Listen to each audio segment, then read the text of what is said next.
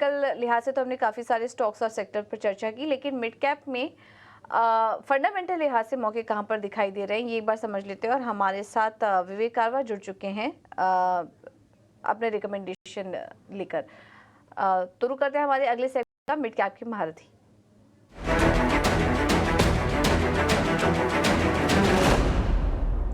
हमारे साथ वृद्धि इन्वेस्टमेंट के विवेक कारवा मौजूद है। विवेक जी, थैंक यू सो मच समय देने के लिए। बताइए कौन सा स्टॉक है आज आपके रडार पर? Good afternoon. देखिए, आज मैं लेके आया हूँ रेमंड लिमिटेड। ये कंपनी ऑफ कोर्स अपने टेक्सटाइल्स के लिए जानी जाती है और रेमंड स्टोर पूरे भारत में ये फैला हुआ है। और करीबन इनका 1550 से लेके 1600 स्टोर्स होंगे पूरे इंडिया में। तो ये तो है इनका मेन बिजनेस, और मेन बिजनेस अच्छा खासा कर रहा है। और इसके लिए आपको देखने को मिलेगा कि स्टॉक लगातार ऊपर जा रहा है। लेकिन इतने ऊपर जाने के बावजूद आज भी आप अगर इसका वैल्यूएशन देखो तो करीबन 7-8 पी के आजू बाजू चल रहा है, पहली चीज। दूसरी चीज, इनका भी हाल ही में एक रिपोर्ट आया था कि इनके पास जो रियल एस्टेट है, वो रियल एस्टेट अगर ये मोनेटाइज करते हैं, और जो मुझे लग रहा है कि करेंगे, आगे जाके करीबन 25 से लेके 30 हजार करोड़ का रेवेन्यू वहां से आप जनरेट कर सकते हैं, मतलब रेमंड में। तो आज के दिन जो मार्केट कैप रेमंड का है, ये करीबन 12,500 करोड़ है। और अगर इतना अगर रेवेन्यू आगे चल के आता है तो रियल एस्टेट एक बहुत बड़ा गेम चेंजर हो सकता है कंपनी के लिए। तो अब उसमें समय लगेगा, लेकिन मुझे लगता है कि ये करीबन 2050 तक ये जाएगा। एक स्टॉप लॉस रखिए और इसमें आपको खरीदारी की राय रहेगी। ओवरऑल कंपनी में डेट भी बहुत ही, समझ लीजिए कि 1 के नीचे है डेट इक्विटी रेशियो, तो वो भी बहुत एक कंफर्टिंग लेवल है। ओके, तो रेमंड बेहतरीन रणनीति यहाँ पर। और अवधि, विवेक जी एक बार ड्यूरेशन बताएंगे, कितने समय के लिए आपने ये लक्ष्य दिया है 2045 का? देखिए देखिए, ओके, मेरे को एक बार लगा 2045 का, 2024 चल रहा है अभी। ये ड्यूरेशन करीबन 3 से लेके 6 महीने का। जी, ठीक है।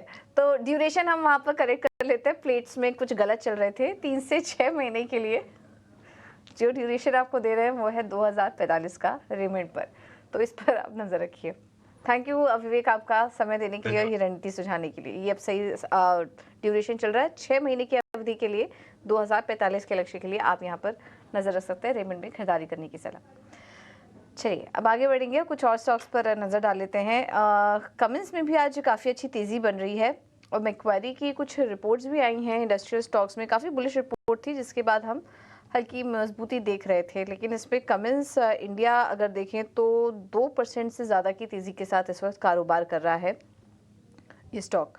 इनफैक्ट आज अगर देखें तो स्टॉक अपने 52 वीक हाई पर कारोबार कर रहा है। तो कमज़ोर बाजार में भी ये स्टॉक काफ़ी अच्छा चल रहा है और इस पर मानस जायसवाल ने पहले ही अपना व्यू दे दिया है।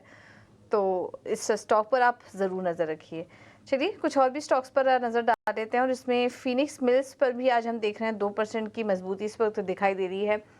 मानस जी, फिनिक्स मिल्स में आज तेज़ी है और कुछ दिनों से हम देख रहे हैं कि कमज़ोर बाजार में भी रियल एस्टेट स्टॉक्स में अच्छी तेज़ी है। फिनिक्स मिल्स भी अपने दिन के ऊपरी स्तर पर कारोबार कर रहा है और कुछ चुनिंदा स्टॉक्स जैसे कि प्रेस्टीज एस्टेट्स, शोभा, ये हमने देखा कि कमज़ोर बाजार में भी इतना ज़्यादा नहीं टूटे। क्या व्यू बन रहा है आपका रियल एस्टेट स्पेस में और अभी भी कई मौके दिख रहे हैं आपको एंट्री लेने के लिए?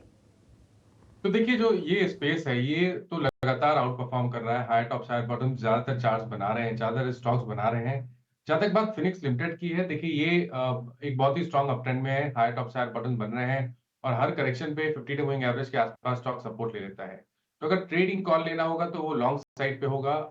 2890 के स्टॉप लॉस से आप एक लॉन्ग पोजिशन बना सकते हैं। आपके टारगेट 3325 के आसपास के रहेंगे। लेकिन अगर एक स्टॉक इस स्पेस पे मेरे को रिकमेंड करना हो तो वो शोभा लिमिटेड का होगा। यहाँ पर कंसोलिडेशन दिख रहा है लेकिन अंडरटोन बहुत बुलिश बना हुआ है। आई थिंक करंट लेवल्स पे भी 1500 के स्टॉप लॉस से आप एक लॉन्ग साइड पे एक पोजीशन बना सकते हैं, जहां आपके टारगेट 1800 के आसपास के रहेंगे।